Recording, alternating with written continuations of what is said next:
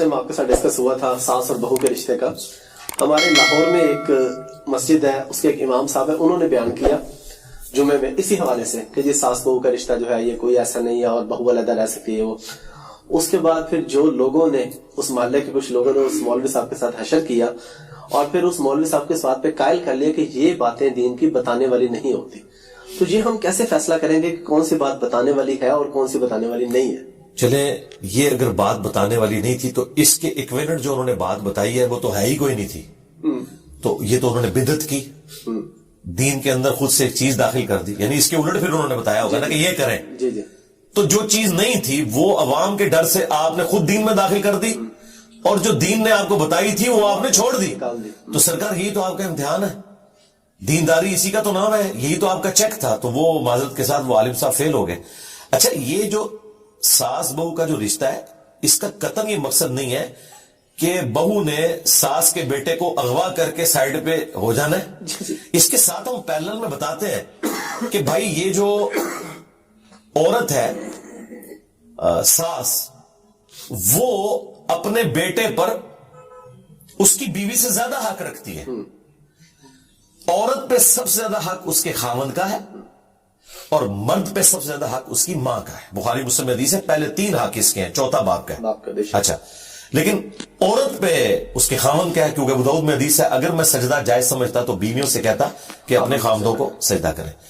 یہ الگ ہونے کا قطعاً یہ مقصد نہیں ہے کہ کوئی مرد اپنے ماں باپ کو گلنے سڑنے کے لیے چھوڑ دے, ان کے ساتھ حسن اخلاق سے پیش نہ آئے, نعوذ باللہ وہ بیمار ہو جائے, وہ انہیں ہاسپٹل نہ لے کے جائے, ان کی تیمارداری نہ کرے. یہ بالکل نہیں ہے, یہ سارا کچھ مرد نے کرنا ہے. لیکن مرد کی بیوی نے نہیں کرنا, مرد نے کرنا ہے, چاہے وہ جس طریقے سے بھی کرے.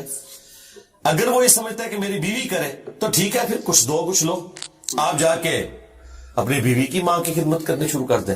تو آپ اس طرح کا اگر کوئی ایگریمنٹ کرنا چاہتے ہیں آپس میں تو وہ ضرور کریں, اس پہ کوئی بائنڈنگ نہیں ہے. لیکن ہم یہ سمجھتے ہیں کہ اس وقت یہ جو ساس بہو کا رشتہ ہے نا جی, یہ سب سے خطرناک قسم کا رشتہ ہے. اس کی وجہ سے لوگوں کے گھر بھی اجڑ جاتے ہیں اگر ساسیں صحیح طریقے سے ڈیل نہ کریں. اور اس میں میجورٹی قصور ساسوں کا ہوتا ہے. وہ کہتی تو ہے کہ یہ بیٹی ہے میری. دیکھیں, بیٹے کی شادی کرنے سے پہلے عورتیں اپنے خامدوں کے ساتھ لڑتی ہیں اپنی بھانجیوں اور بھتیجیوں کے حق میں. اپنی اولاد کے بارے میں وہ سن لیں گی, لیکن اپنی بہن کی بیٹی, اپنے بھائی کی بیٹی کے بارے میں ایک لفظ نہیں سنتی. لیکن اسی بیٹی کو جب بیاہ کے لاتی ہے نا تو سب سے بڑی چڑیل وہی والی اس کی خالہ اور پھوپھی بن جاتی ہے.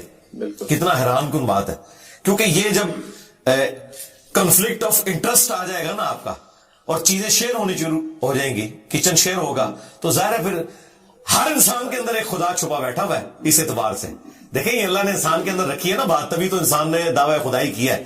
لیکن یہ خواہش اللہ نے آپ کی جنت میں پوری کرنی ہے, وہاں کن فیکون ہوگا. لیکن یہاں اگر آپ کہیں کہ بس میں ہی میں ہوں تو یہ نہیں.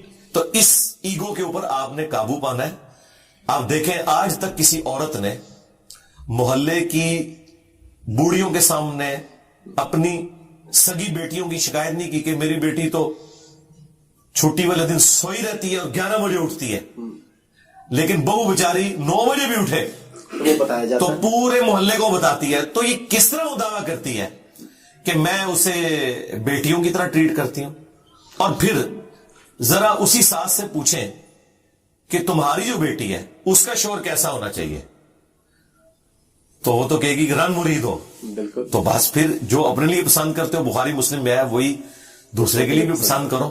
یہ ایمان کی ایک بنیادی علامت ہے. تو میرا خیال ہے انسان اپنے آپ کو دوسری جگہ پہ رکھ کے دیکھے نا, تو اللہ کے فضل سے انسان اپنا جب آئینے میں منہ دیکھتا ہے نا, اسے پتا چل جاتا ہے کہ میں کہاں پر غلط ہوں.